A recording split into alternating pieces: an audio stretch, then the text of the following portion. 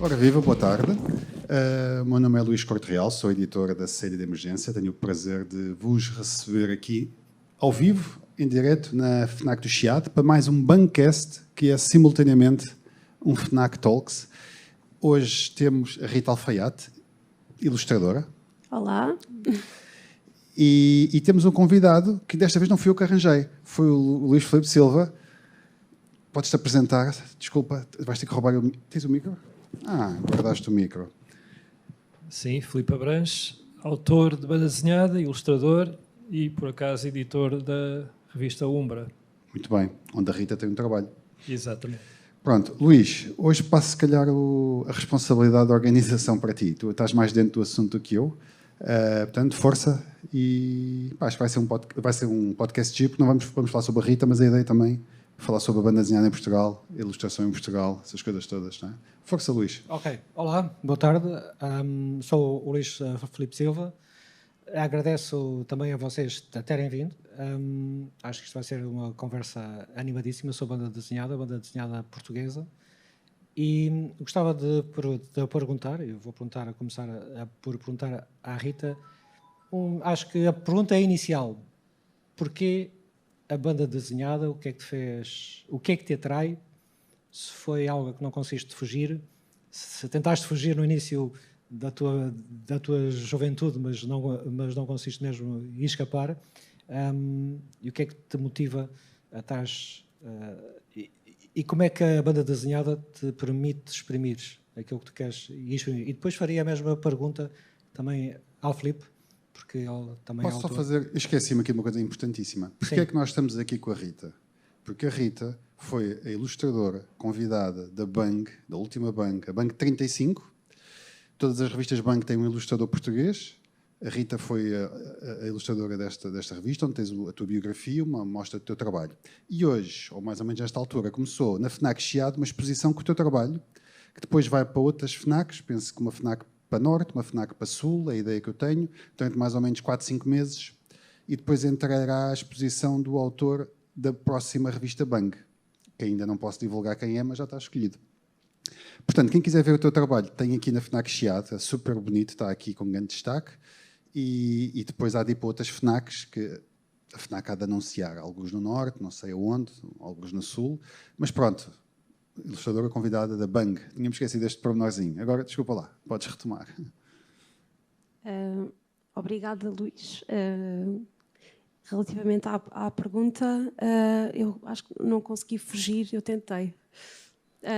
Eu quando era pequenina, gostava muito de brincar com cenários que eu criava, de brincadeiras e assim. Eu contava as minhas próprias histórias, brincava assim, estilo na minha cabeça, com cenários hipotéticos e personagens que eu inventava. Às vezes nem precisava de ter bonecos, às vezes só precisava de... Às vezes precisava apenas de um berlindezinho ou uns berlindes que representavam os personagens, e depois cheguei a ter também alguns lápis que eu também afiava para ficarem com tamanhos diferentes para serem os meus personagens. Assim, uma coisa um bocadinho mais para o lado criativo do que propriamente outra coisa. E esse vício em contar histórias, eu depois tive ali um hiato, que foi quando eu fui para a pintura, nas Belas Artes, aqui na faculdade. Pronto, tive que abandonar um bocadinho essa vertente, porque não era visto com muito bons olhos a ilustração nesse curso. Eram trabalhos um bocadinho mais conceptuais que a gente tinha que fazer, mas depois, quando eu terminei a licenciatura, lá pensei melhor, lá repensei melhor no que é que eu queria fazer. Pensei, vou para desenho, que tenho muito mais liberdade, e lá está. Pronto, eu tentei fugir durante 4 anos, mas depois voltei. Porque eu no secundário também cheguei a fazer algumas histórias, ficaram no fundo da gaveta, e entretanto também já os deitei fora, porque não estavam nada de como deve ser, não é? Só que, pronto, realmente Quando fui para a pintura, abandonei um bocadinho essa via e pensei realmente durante uns tempos que não ia fazer mais banda desenhada, até surgir essa oportunidade quando eu estava no mestrado de desenho. E pronto, e cá estamos. Obrigado. E tu, Filipe, tu também não conseguiste fugir às vozes na tua cabeça e esta é uma forma de escalares? Pois, já tenho alguns anos disto, sou de uma geração, sou um jovem ainda, mas geração com alguns bons anos de diferença em relação à Rita, as coisas passavam-se de uma forma muito diferente, tudo mudou, não é? No espaço, sei lá, de 20, 30 anos, que é o que talvez nos separe em termos de idade. A Rita falou de uma coisa que eu acho que é fulcral, a história para a gaveta. E isto acho que também se pode estender à escrita. Completamente. Hoje em dia, na pele de editor, eu consigo compreender o que é que torna esta equação uma equação que funcione. Falta a questão do editor sempre, ou seja, o editor é importantíssimo, não é? O editor não vive sem o trabalho dos autores. Por acaso os autores também são importantes. Mas lá está, não vêm à luz do dia, não são impressos, não caem no papel enquanto não houver um editor. Tanta história que eu fiz para a gaveta, tantas que o Luís poderão ter escrito no início, para a gaveta, ou por isso simplesmente na gaveta da sua mente, não é? A partir do momento em que a primeira história é publicada, e no meu caso aconteceu num fanzine de escola, mas era uma iniciativa privada, era um tipo, que é o António Jorge Gonçalves, não sei se sabem de quem é que eu estou a falar, que agora reeditou aquela trilogia do Ana, não é, em banda desenhada, com o Nuno Artur Silva. Foi ele que me trouxe para a banda desenhada. Tinha o pai 14 anos, 15 anos no liceu. Portanto, ele tinha um fanzine, que era o Gráfico, e este fenómeno do fanzine é importantíssimo, nos anos 70, 80, porque numa era em que ainda não há internet, ou a internet e os computadores não estão completamente normalizados, eram os cromos, eram os fanzines, eram as exposições, eram os encontros em cafés, as tertúlias, era tudo isso é que nos levava. Portanto, a partir do momento em que eu publico a história, ok, isto é possível, a partir daí não paras, não é? Portanto, e se a história, que eu me lembro de histórias que vão para a gaveta, são histórias que também acontecem com os maiores, e também na escrita, são as que voltam para trás. Pensando precisamente na diferença de gerações, eu não queria ter entrado por aí, porque isso obrigava-me a revelar os nossos anos de nascimento, e acho que há aqui pessoas em evidente déficit. Estou a falar de ti. Nós entramos, de facto, tu estavas a dizer, quando nós entramos, a ficção, a banda desenhada portuguesa era uma raridade. Não é? Passados 2 ou 3 décadas, eu diria que já não se pode dizer isso. E eu penso que tu, Rita, quando tu apareces, tu já entras no mercado e já entras no meio que já está suficientemente desenvolvido e que há alguma credibilidade, não é? Para a banda desenhada portuguesa, para os ilustradores e até para os argumentistas. No entanto, tu sentes, eventualmente, que ainda falta muito por fazer. O que é que tu dirias que neste momento era a situação da banda desenhada portuguesa em termos editoriais? Eu acho que a divulgação talvez ajuda a arranjar mais público, porque na minha opinião, neste momento não é tanto um problema dos editores nem dos autores, porque há bastantes. Eu acho é que ainda existe algum preconceito relativamente a um leitor pegar num livro de banda desenhada como leitura recorrente. Apesar dessa situação estar a revelar-se assim um bocadinho mais uma minoria, eu continuo a achar que existe essa... Eu quando pergunto a alguém, para já, o hábito de leitura muitas vezes não é suficientemente difundido e e muito menos a banda desenhada. Portanto, já estamos a falar de um nicho do nicho.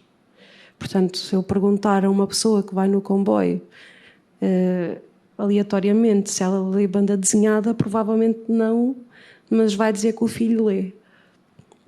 Pronto, eu continuo a achar que existe um bocadinho esse preconceito. Nesse sentido, tendo em conta que não existem tantos leitores, já se torna um bocadinho mais complicado tanto o papel do editor, sobretudo do editor. Eu penso que é sobretudo o editor, porque o autor faz aquilo por amor, não é? E pronto. O editor muitas vezes tem que lhe sair do bolso, não é?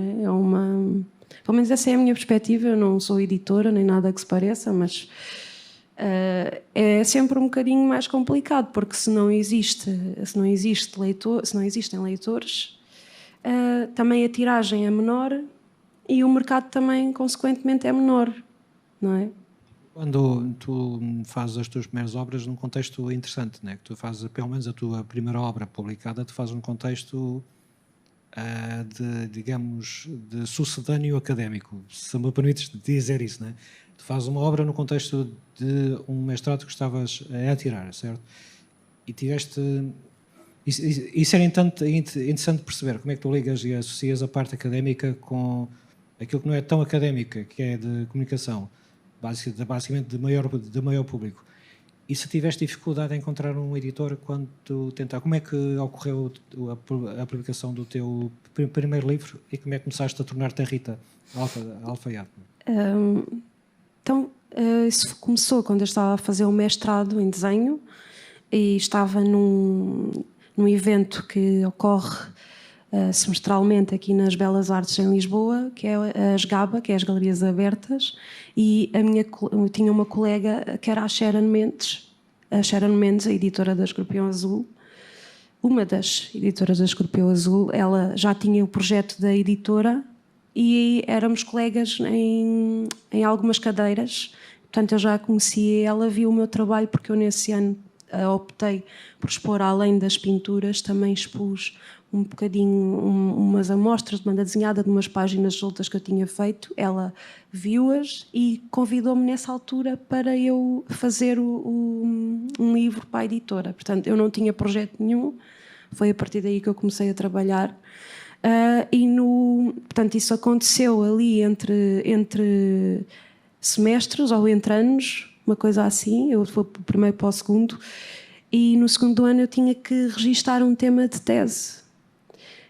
Eu aí juntei o útil ao agradável, porque lá está, isto quando as histórias são um bocadinho pessoais e nós estamos um bocadinho renitentes em apresentar alguma coisa a uma editora, o que acontece é que nós sentimos inibidos de apresentarmos uma história que nos é pessoal, porque quando a gente escreve uma história ela é sempre um bocadinho pessoal, não é? Por parte de nós. Então, de alguma maneira, a via académica serve-me um bocadinho, no meu caso, que sou muito inibida. Eu costumo fazer os trabalhos académicos mais como uma desculpa para fazer BD, e muitas vezes depois tenho que arranjar uma desculpa qualquer para tornar aquilo um trabalho académico. Portanto, isto é uma bola de neve. Mas pronto, mas sempre me serviu realmente para eu começar a fazer e a ganhar mais alguma confiança. De futuro eu espero que eu não precise de fazer outro trabalho, até porque eu já não tenho muito mais para estudar. Já estou em desenho, pelo menos, não é? Que eu já estou a fazer o doutoramento, e o Neon, inclusive, este último livro também foi projeto de doutoramento, portanto foi mais uma desculpa que eu arranjei para escrever uma história, para estar a bola para a frente, coisa que eu tenho muita dificuldade. E portanto eu espero daqui para a frente que não seja necessário tal via, porque também é muito dispendiosa. E tu entretanto, tens trabalhos além de trabalhos só em teu nome, tens trabalhos publicados em colaboração e noutras edições, não é? E neste caso em particular gostava de saltar para o Filipe e dar um mote para te falares do projeto Umbra, onde no último número a Rita publicou uma belíssima adaptação com o André, com o argumento do André Oliveira, um conto muito giro, muito emocionalmente tocante, com desenhos muito atmosféricos, e o Filipe, neste caso, assumiu aqui o seu papel de editor com o projeto Umbra, que deu também a conhecer vários autores jovens, não é? E não só, e também internacionais. E Filipe, gostava que tu pudesses falar sobre esse projeto, como é que começou. Sim, eu até vou começar por pegar num aspecto que a Rita focou, que é a questão do preconceito que existe em relação à banda desenhada, mas aqui estamos a falar em termos de públicos e mercados, não é? Nós não nos conseguimos livrar disso. Claro que isto é abrangente a tudo o que é livros, não é? Infelizmente, em Portugal.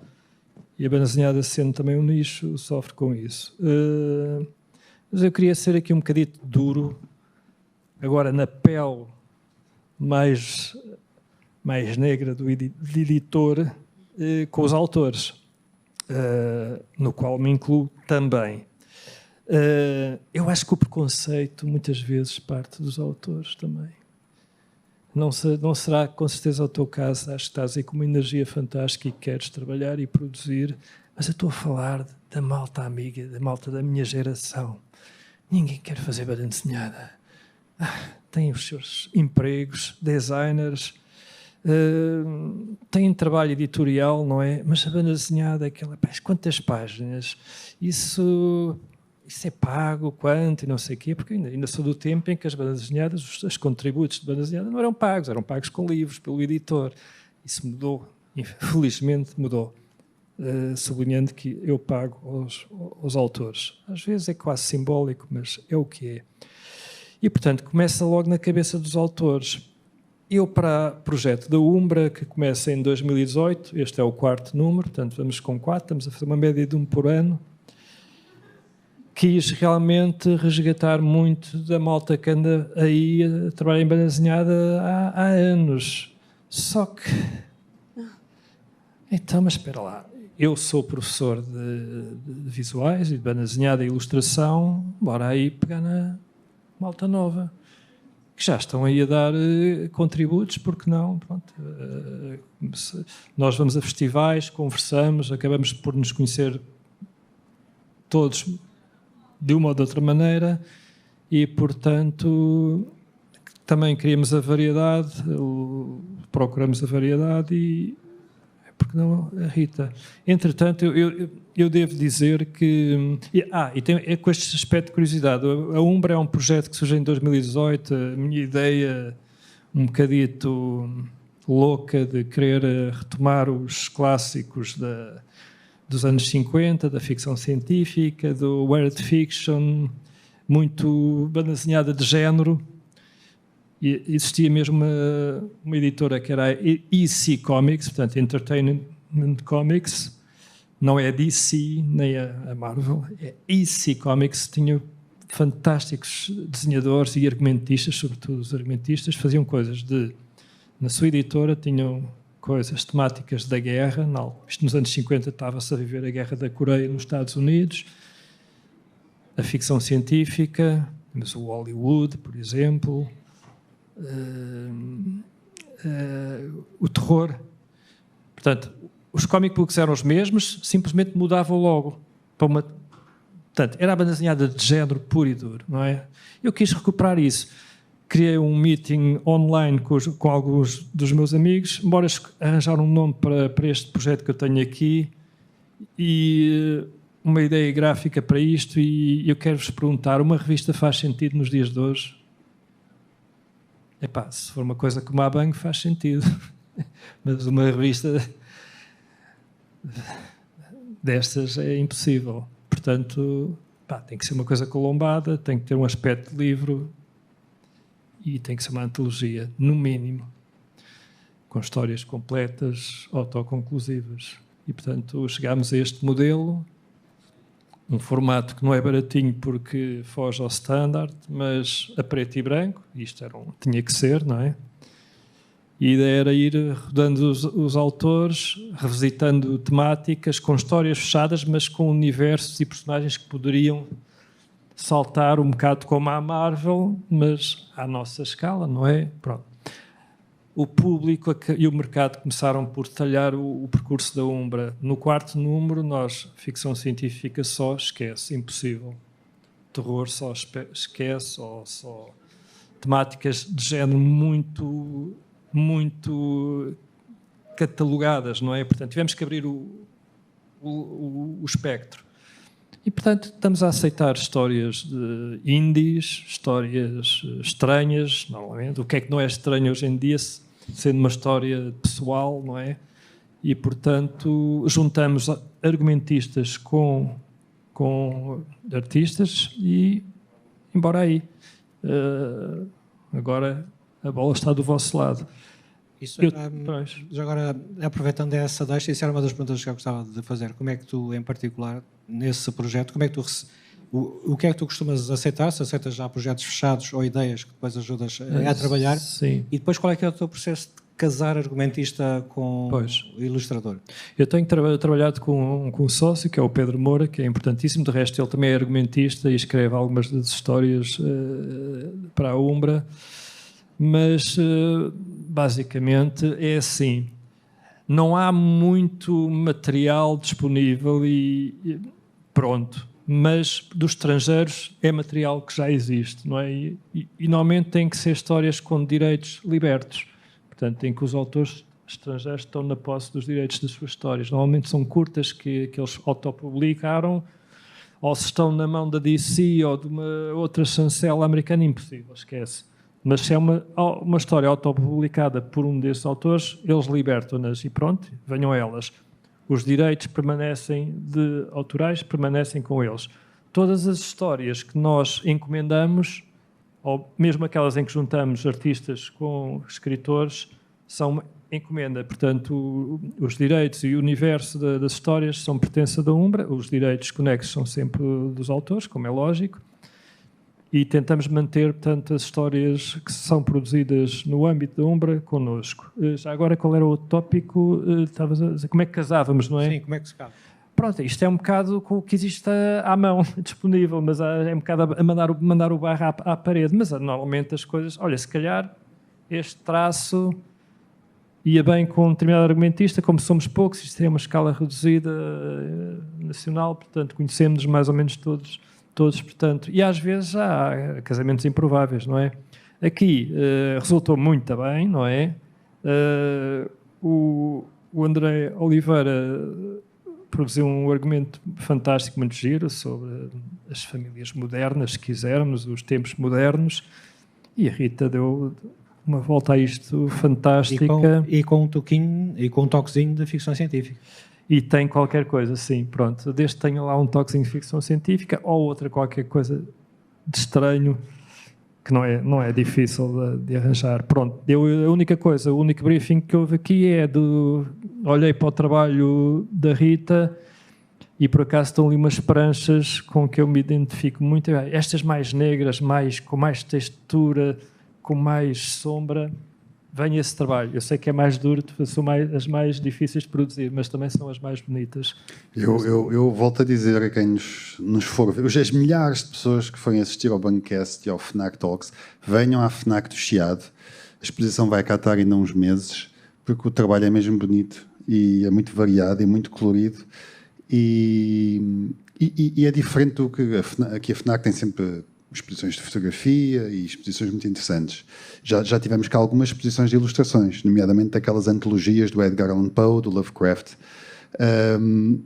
Mas eu acho que não é todos os dias que tem assim uma exposição de banda desenhada de um autor nacional. Portanto, venham à FNAC de Chiado e depois às outras duas, onde também irás estar. Eu ia fazer uma pergunta que foge completamente, porque o Luís é muito mais entendido destas coisas. Apesar de eu ter lá os Umbra todos para ler, está na minha prateleira de leituras, tenho lá, sei lá, para 20 anos, coisas para ler.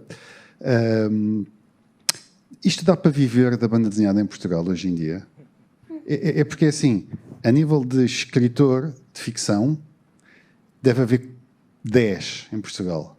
E mesmo assim alguns são professores, ou são apresentadores de telejornais, ou são jornalistas. Portanto, eles podiam viver da escrita, mesmo assim não o farão.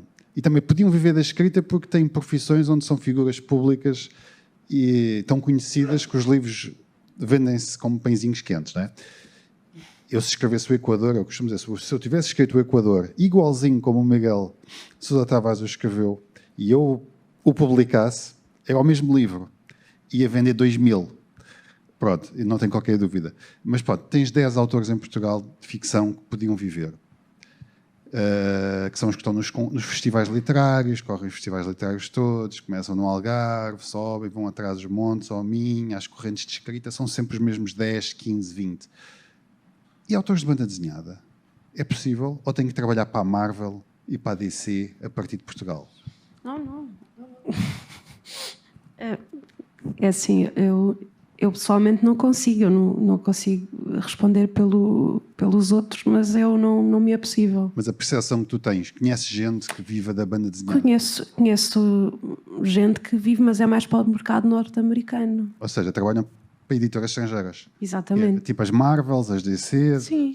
fazem aqui os Batmans e as Wonder Womans. Podem fazer, até mesmo os trabalhos mais independentes. Temos o exemplo do Filipe Andrade, que faz para a Boom Studios, que é uma editora independente, ou seja, não faz cómics de super-heróis, mas mesmo assim não sei se ele consegue viver só daquilo, mas eu acho que ele deve fazer, deve ter mais possibilidades de responder, se calhar, do que Sim, eu. Mas eu tenho essa ideia, agora não sei, mas sei que muitos conseguem viver da banda desenhada, mas é porque trabalham para outro tipo de mercado, porque neste, era como eu dizia há bocadinho, não temos tiragem suficiente. Aliás, 2.000 exemplares, estavas a falar de 2.000 exemplares, era excelente, 2.000 exemplares no nosso caso, não é? Nós estamos a falar de livros que muitas vezes têm uma tiragem de 500 exemplares. É amor à camisola. Pronto, exatamente, trabalha, ao contrário de eu não sei quanto é que fazem de tiragem lá fora, mas estamos a falar, por exemplo, do panorama literário da narrativa em prosa, por exemplo, da ficção especulativa.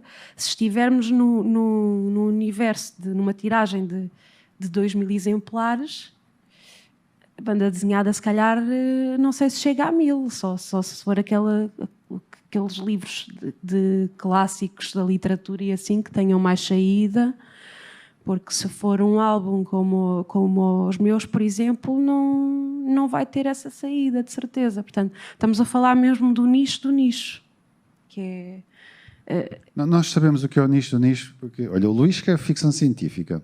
Só falta escrever poesia de ficção científica. Aqui ainda era o nicho do nicho do nicho. Não é? Exatamente. Poesia. Isso então tinhas para aí quase 6 leitores em Portugal. Então, e na tua opinião, tu deves conhecer alguns artistas que conseguem viver da banda desenhada em exclusivo, trabalhando lá para fora?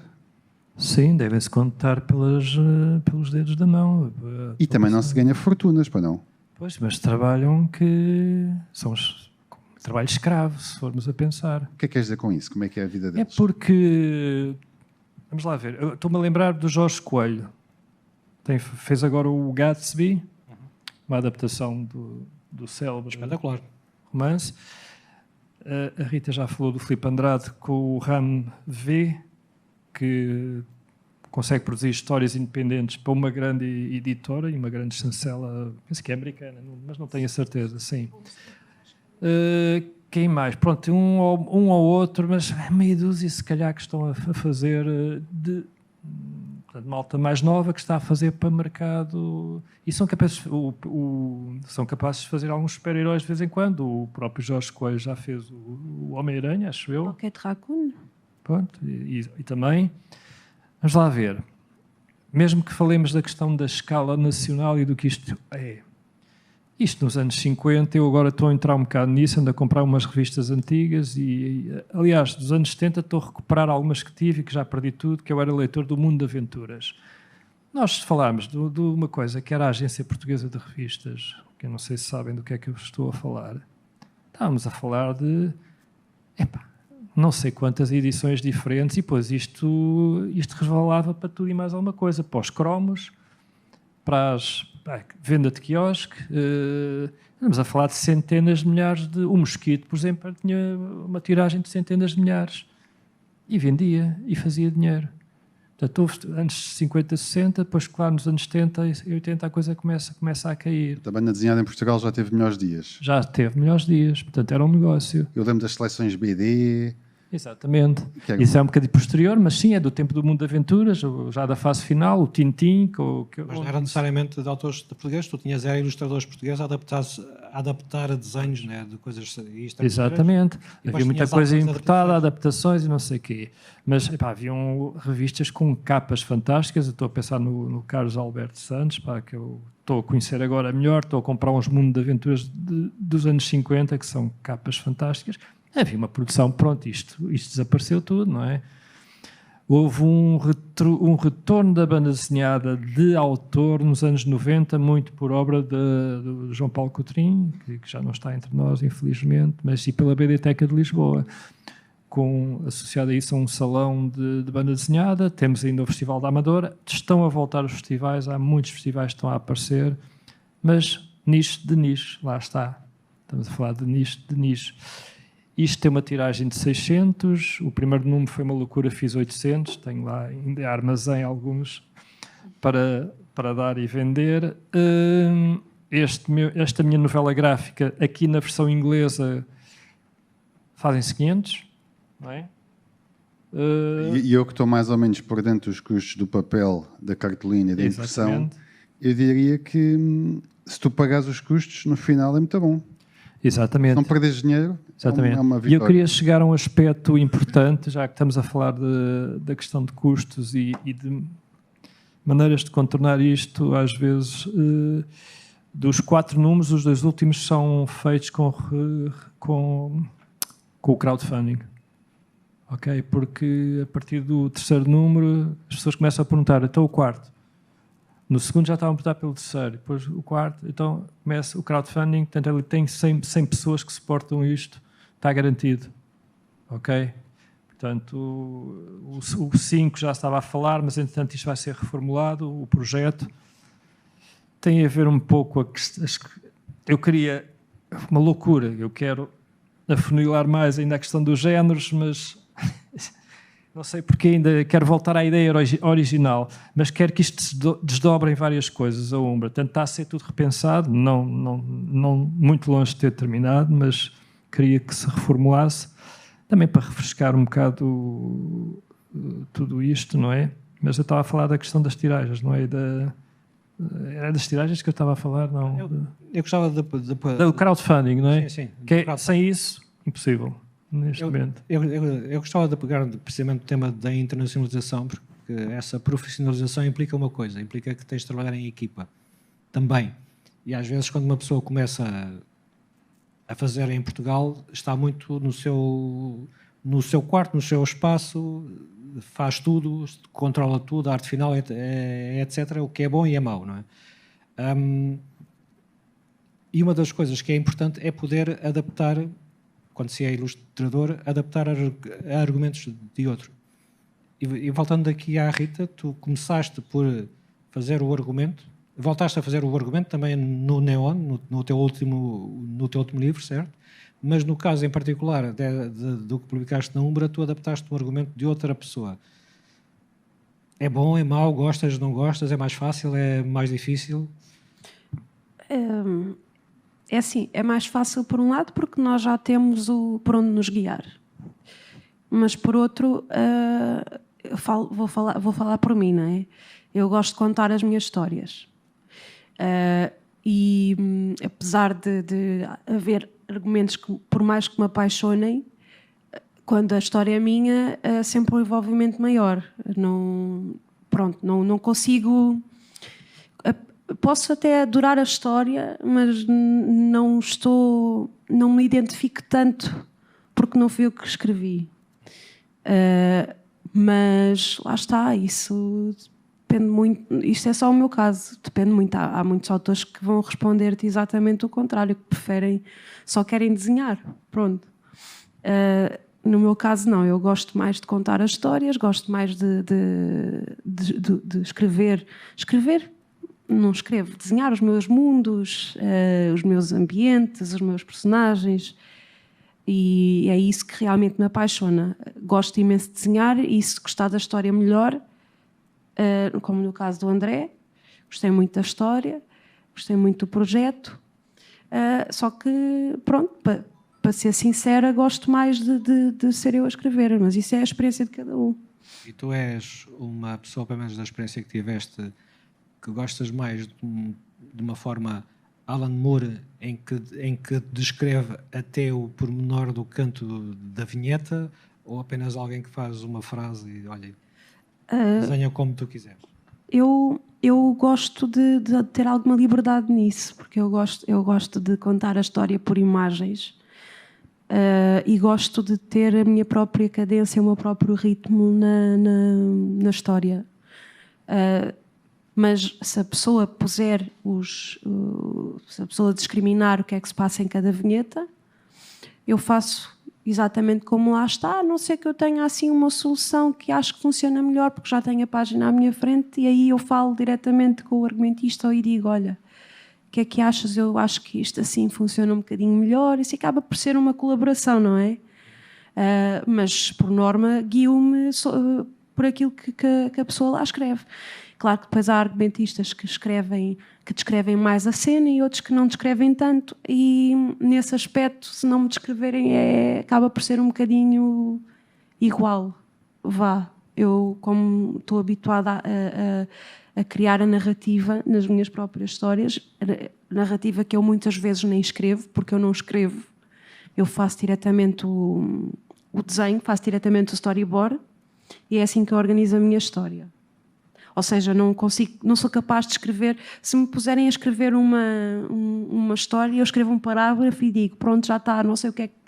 Não consigo pôr aqui mais nada porque eu vou agora fazer uma data de episódios visualmente, e não escrevo.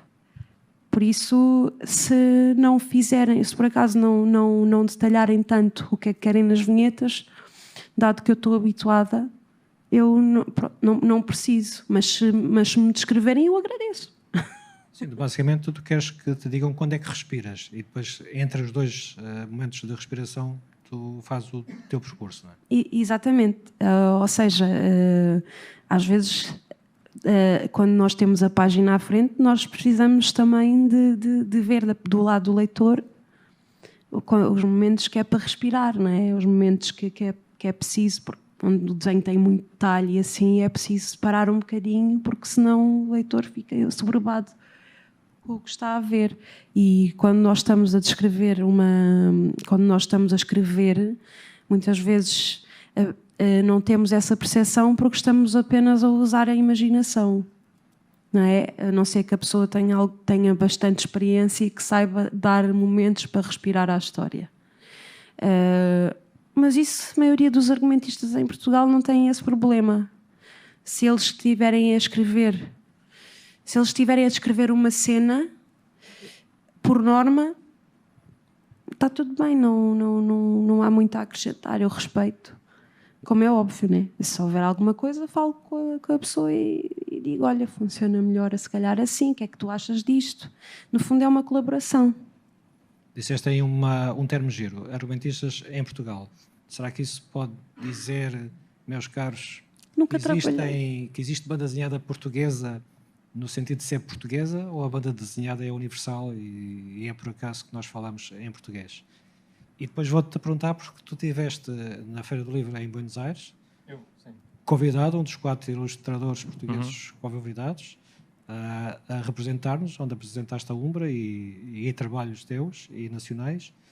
Pronto, e gostava de perceber, de facto, se vocês acham que existe algo aqui que seja português. Ui, isso São muitos elementos numa pergunta, mas era para a Filipe, não, deixa-me só. Eu só queria aqui retificar o que eu disse. Eu falei os argumentistas em Portugal porque são os com quem eu trabalhei. É uma pergunta provocadora, Rita. Sim, ou seja, não foi discriminar os argumentistas estrangeiros que não sabem escrever, porque eu não tenho essa experiência. Aqueles com que eu trabalhei foram portugueses e correu sempre tudo bem. Pronto, desculpa, Filipe, era isso. As parcerias entre... Há parcerias míticas, não é? Falaste aí do Alan Moore, não é? Muitas vezes o argumentista é mais conhecido do que os próprios desenhadores, não é? Nessas parcerias míticas, não é? E produziram e deram à luz trabalhos que são clássicos hoje, não é? E trabalhos feitos só por autores integrais do desenho e do argumento também. Estou a pensar no Hugo Pratt e do Corto Maltese, que é um personagem assim meio poético e é só feito pelo Corto Maltese, escrito e desenhado por ele. Portanto, tudo é possível. Mas também conheço grandes zangas no nosso cenário, o cenário português, de argumentistas com desenhadores. Isto é como em tudo, não é? São duas pessoas a colaborar. Claro, isto é no cinema, é na banda desenhada, é na música, portanto basta haverem pessoas. O que eu noto lá de fora, eu gosto muito de cómics e, por exemplo, o Robert Kirkman, ou o Mark Millar, ou o Alan Moore, ou o Neil Gaiman, eles são tipo a marca. Eu às vezes nem sei muito bem quem é que faz os bonecos. E são espetaculares, porque os tipos escolhem, com exceção do Neil Gaiman, que eu não consigo ler o Sandman, não consigo ler aqueles bonecos do Sandman, não consigo. Mas, regra geral, são excelentes ilustradores. O Brubaker, por exemplo, que tem aquelas séries todas, ele até trabalha sempre com o mesmo. Não sei o nome, é brutal o ilustrador. O Alan Moore também trabalhava sempre com o mesmo. Não me lembro do nome dele, sei que é brutal. O Robert Kirkman, estava com o Ryan Oatley, acho que foi o que teve na Comic Con este ano, e depois mais outro, que eu também não sei o nome. Acontece isto um bocadinho, quer dizer, as grandes marcas, pelo menos nos cómics, é o argumentista, e depois tem tipo um tarefeiro, é muito feio dizer isto, tem um tarefeiro que lhe passa aquilo para bonecos, porque eles chegam ao ponto de dizer, eu quero que a ilustração seja assim, eles fazem quase um esboço com a maquete para o ilustrador passar só aquilo à arte final. Isso sempre me fez confusão. O ilustrador estar tão limitado e ser um tarefeiro, só vai passar a arte final praticamente, pouco vai dar de si, com algumas exceções em que tu vês, por exemplo, o Kirkman, quando já está a trabalhar há 2 anos com alguém, já começa a deixar esse alguém mudar-lhe as coisas, mas no início há um patrão e há quase um funcionário. Não sente, não é um bocadinho por aí? Sim, eu estava agora precisamente a pensar numa zanga, mas agora no cenário americano, entre o Stan Lee e o Jack Kirby. Isso é coisas dos anos 60. Tanto que o Kirby, que se queria assumir como autor íntegro, passou a fazer as histórias dele, não é? Porque aquilo foi uma zanga tremenda. Bom, porque o Stan Lee, pelos vistos, era hipercontrolador de todo aquele universo. Eu li uma biografia de Stan Lee, eu acho que ele, para além de controlador, era um grande aldrabão também. Pronto, mas isto depois aqui as opiniões divergem, porque malta da tua geração, ou da geração da Rita, viveram com os cómics do Stan Lee. Não, isso não é bem assim, não é estar a desfazer o sonho. Ele apoderava-se dos méritos. Não, mas estar a desfazer o imaginário de alguém que viveu com os cómics mas nós podemos gostar do Stan Lee, claro. mas admitir que ele chamou para ele méritos que era do Jack Kirby, e era do Gil Kane, e era de mil outros ilustradores. Vampirizou. Tu podes imaginar, tu podes pensar no Stan Lee como aquele professor orientador de uma tese que põe sempre o seu nome porque tem lá uns pozinhos. Pronto. Exatamente, ele era um sacana no fundo, mas é o Stan Lee, tem o seu mérito e foi um rosto e foi uma força indispensável para os cómics dos anos 60. Mas falando só aqui, agora voltando a pondo os pés em Portugal, não é? Nem estamos a milhas de distância de tudo isso, não é? O que se passa é que, por exemplo, há uma academia dos cómics, não é? Nos Estados Unidos, não é? E é uma arte, não é? Mas durante muito tempo era aquilo que o Luís estava a falar, não é? Conhecia-se quem escrevia, aquilo eram as tiras, aquilo ia tudo para o lixo, os originais iam para o lixo, aquilo não era visto como um objeto valioso, e os desenhadores muitas vezes não se conheciam.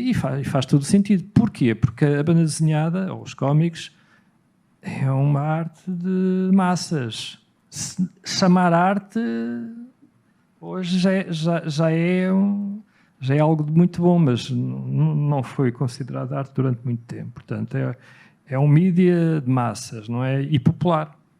Portanto, muitas vezes as pessoas não sabiam... Mas hoje em dia uma prancha de alguns ilustradores mais antigos pode valer uns milhões. Há um mercado para isso. Curiosamente, em Portugal, o mercado de originais não é assim tão forte. Começa agora um bocadito, mas não é assim. Mas, por exemplo, isto para dizer o seguinte, uma prancha exposta nos Estados Unidos, aqui há coisa de 10, 20, 30 anos, era uma coisa estranhíssima. Os americanos diziam, então, vocês expõem, aos europeus, vocês expõem pranchas nas paredes originais, para eles era uma coisa estranha. Isso mudou completamente com o advento da novela gráfica. Mudou tudo. Nós estamos a falar de jornais e de tiras, as séries, as tais histórias que tu não conhecias, ou mesmo dos comic books, não conhecias os autores, porque aquilo eram tudo, são universos produzidos em massa, não é? Com a novela gráfica, isso muda tudo. O livrinho, a pessoa gosta de levar um livro para casa agora, uma história, com princípio, meio e fim, que a toque, não é? Que entre em mundos mais complicados e densos. Pronto. E aí o autor começa a ganhar um relevo que nós, portanto, tínhamos a morte do autor, agora temos a ressuscitação do autor. Mas o facto que é ótimo de termos, digamos, a tal respeitabilidade do livro que se leva debaixo do bolso, também, de certa forma, não afasta outro tipo de público. Portanto, se havia jornais, e nos jornais havia banda desenhada, e havia tiras, e havia de personagens, e todos nós nos lembramos do Calvin e Hobbes, e foi nos jornais que nos habituámos a lê-los, e depois fomos à procura deles, não é? Príncipe Valente. Why not? Exatamente. Isso perdeu-se. A minha experiência da banda desenhada, e a Umbra está um bocado por trás disso, das séries, precisamente, a tal banda desenhada sem autor, porque muitas coisas eram importadas, nem vinham acreditadas. Depois havia algumas editoras que acreditavam, os autores nacionais muitas vezes assinavam nos mosquitos, mas era tudo desacreditado, com muita razão. Portanto, os meus pais compravam em férias umas chaquetas com meia dúzia de livros, os Mundo de Aventuras, os Falcões, e foi assim que eu cresci. Falcão Lusitano, Luís. Falcão Major Alvega. Que nunca ninguém há de ler porque está encerrado na Torre do Tombo, não é verdade? Exatamente. E presumo que isso já seja outra... É uma prova de jogo. Pronto. Mas, portanto, eu quis recuperar isso, mas, claro, tem que ser sempre um livrinho com lombada. Pronto. As revistas acabaram. O mundo das revistas acabou, infelizmente. Mas eu quis recuperar esse universo, não é? Esse mundo. Mas tu já não podes desacreditar um autor, não é? O autor quer fazer uma história e que se sinta reconhecido, não é? Sim, é o mais justo. E eu acho claro que é o mais justo possível. A gente, como está-se a aproximar do final, Luís, eu tinha aqui só duas perguntas que eu ia fazer, não sei se depois se quer juntar mais uma. Uma delas era, são mais fãs de... Temos a famosa banda desenhada americana, que a gente chama os cómics, não é? E depois há a franco-belga, que é europeia ao fim e ao cabo. Não sei se a franco-belga inclui a italiana ou não, ou se é mesmo só a franco-belga. Ainda tens a asiática, que é outro mundo completamente sim, já nem falo do manga, exatamente. De todas elas, quais é que vocês são mais consumidores e gostam mais? Ou se consomem tudo? Eu, pessoalmente, não gosto assim, nem... Não gosto especialmente de nenhuma, gosto sobretudo de banda desenhada independente. Lá está, as novelas gráficas, essas surgem muito no mercado norte-americano, mas também surgem no mercado canadiano, surgem no mercado franco-belga, portanto, podem surgir em variedíssimas formas, ou seja, não vou muito pelo formato, se é franco-belga, se é americano, vou mais por ser uma história com princípio, meio e fim, e vou caso a caso. Portanto, tanto pode haver uma série que eu até gosto e possa seguir, por exemplo, no mangá ou assim, como pode haver uma novela gráfica que eu olho e até nem me chama muita atenção, quer pela história, quer pelo desenho, etc. Pronto, pode não me dizer tanto. Portanto, não tenho propriamente assim um estilo, um formato que eu gosto mais do que outro. Gosto de preferência de livros portáteis que não, e que caibam na estante. Não queres aqueles ómnibus com 800 páginas? Sim. Sendo que é preciso dizer que os cómics, a gente associa sempre os cómics à Marvel e à DC e aos super-heróis, mas eu acho que algum dos melhores cómics hoje em dia não tem super-heróis. Então a Image, que tem centenas de títulos que não têm super-heróis. São histórias de detetives, são histórias de guerra, são histórias... o Brubaker, por exemplo, tem aquelas coisas todas de fantasia ou de policiais Hollywood dos anos 50. E são obras-primas maravilhosas. Já não tem super-heróis. Tenho a impressão que eu pouco leio de super-heróis hoje em dia, se for ver. Mas também há coisas muito boas de super-heróis. Até foi adaptado pela Netflix há uns tempos, aquele Júpiter qualquer coisa, agora não me lembro. Até a minha mulher leu e adorou. Não me lembro do nome, não vale a pena estar aqui a inventar. Mas pronto, há coisas muito boas de super-heróis também. És mais franco-belga?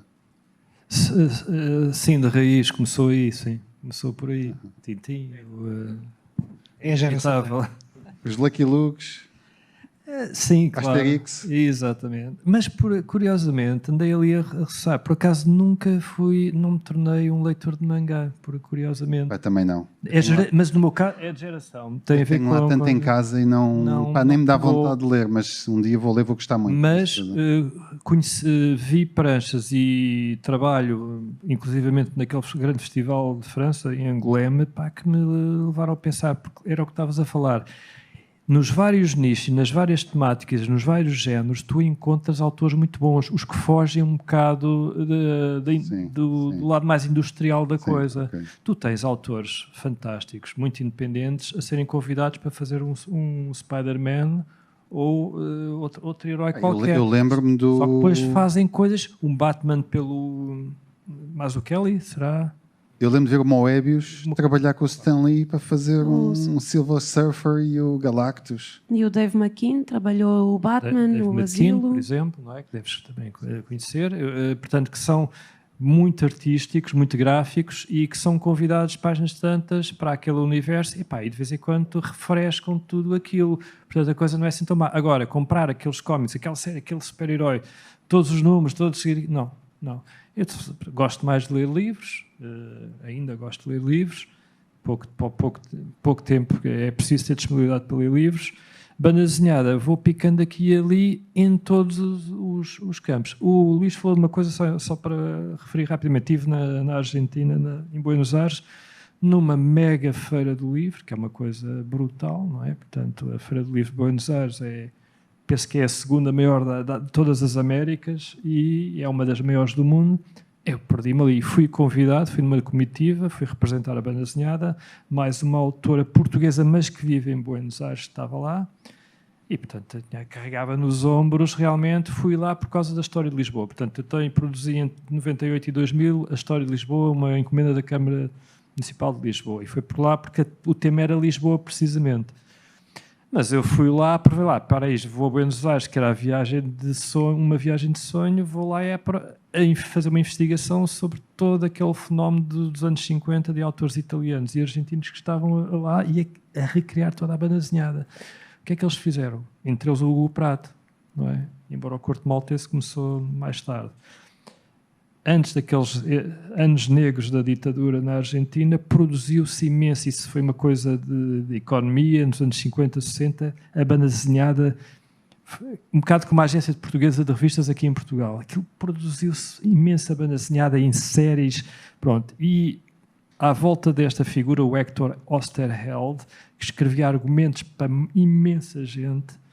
Ele tinha não sei quantas editores e chancelas e coleções e tinha artistas fantásticos a desenhar para ele, pronto, em séries. Eu fui um bocado à procura disso. Lá está, isso perdeu-se. Entretanto, também conheci as editoras independentes, estão a fazer livros agora, não é? No meio daquela feira estavam lá os independentes da banda desenhada. Estão a fazer, estão a produzir, com as dificuldades que têm, particulares, na Argentina, não é? Mas estão a fazer. E há sempre coisas giras nos vários campos, não é? Tanto no mainstream como no independente. Penso que a novela gráfica está a ditar um bocado o curso das coisas, não é? Pelo menos em Portugal. Eu quero muito, o meu sonho é voltar a que a banda desenhada volte aos jornais. Eu não digo as tiras está muito difícil. Mas essa é a minha luta. Última pergunta, que era, qual é que é o vosso sonho para os próximos tempos? Esse é um deles. Voltar a ver banda desenhada nos jornais? Sim. Os jornais estão todos a fechar. Exatamente. Não é? É uma luta perdida à partida, se calhar. Tiragens diminutas. Não podes dissociar isso de tentar recuperar os jornais, e se calhar os jornais que têm que existir futuramente têm que ter um formato diferente daquilo que nós estamos habituados. Exatamente. Pensar na alternativa do online, que é uma coisa que eu ainda não explorei muito. Já há uns ingleses e americanos, e não só, porque todo mundo faz um bocado isso. Eu ainda continuo a gostar do toque e do objeto físico.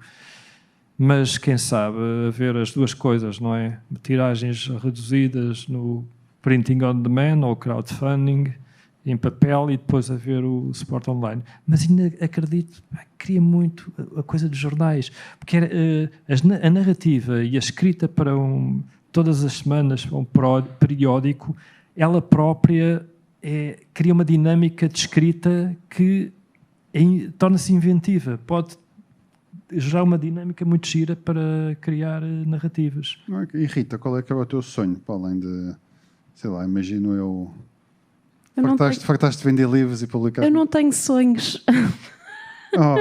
Uma ilustradora sem sonhos. Então, e o que tens entre mãos? Tens alguma coisa entre mãos? Tens alguma coisa de planear? O microfone.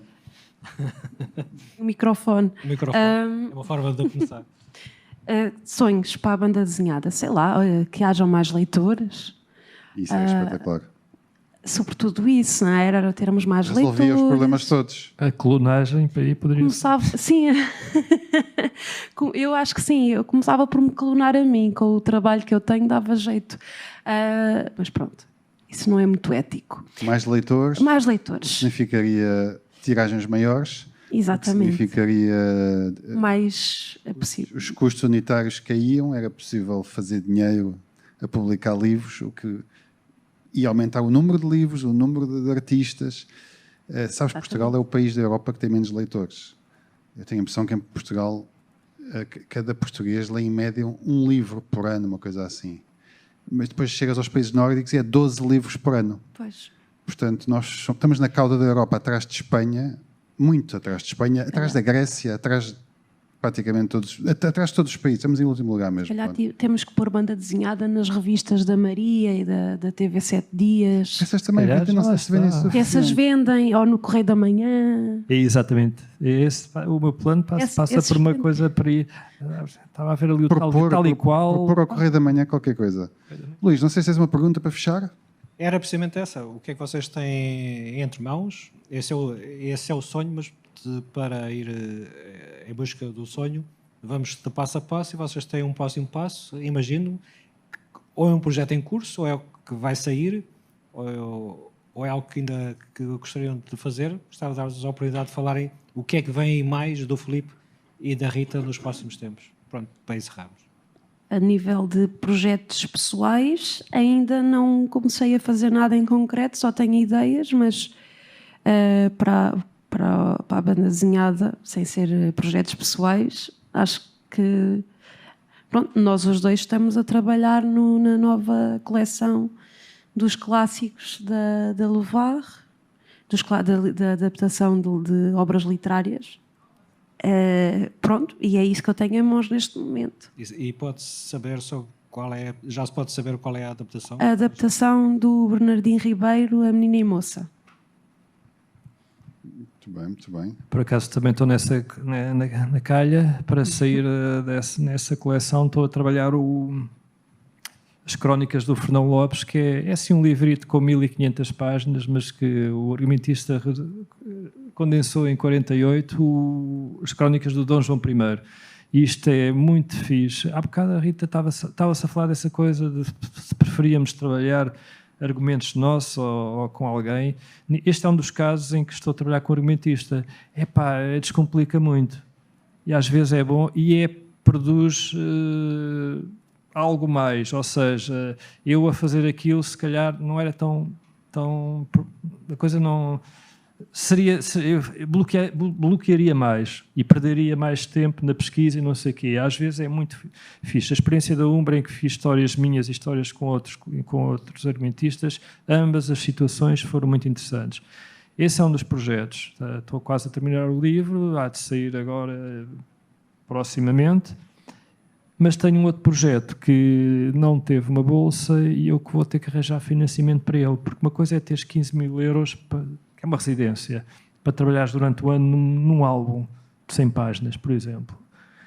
Sem esses 15 mil, o que é que tu fazes? Vais a uma editora, como eu já fui, por exemplo, fui à Penguin, e eu não vou falar em valores, mas se pensarem em royalties, em 10%, uma tiragem de 1.000, 2.000, depois façam as contas, um livro que se pode vender a 15, 20 euros, pronto.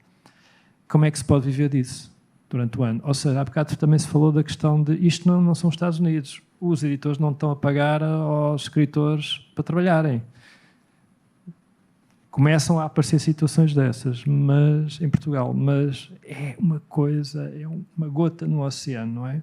Portanto, eu tenho um projeto interessante que se passa entre Portugal e a Polónia, é um projeto de banda desenhada jornalística, de investigação histórica, e vou precisar de financiamento. E fui a bater às portas dos editores, não, isso não dá para mim, porque isto é trabalho para um ano. Portanto, avançam os tais direitos, não é?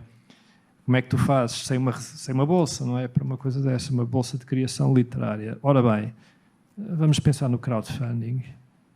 Não funcionará talvez tão bem como uma coisa que já existe, a Umbra, que é uma coleção, não é? As pessoas já pegaram. Uma coisa nova pode não ser tão, mas por aí, ou parceiros ou mecenas.